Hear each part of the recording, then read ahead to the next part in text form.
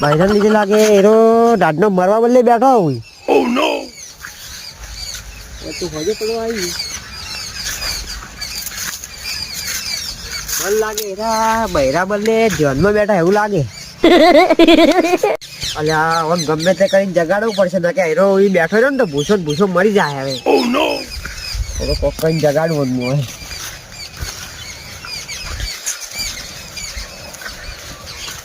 बस जागो मैं प्रसन्न हुआ. कौन है? भगवान हूँ मैं तेरी इच्छा पूरी करने आया हूँ. तू क्या कहता थी भगवान लागे यार मोगट घेर में आया आज.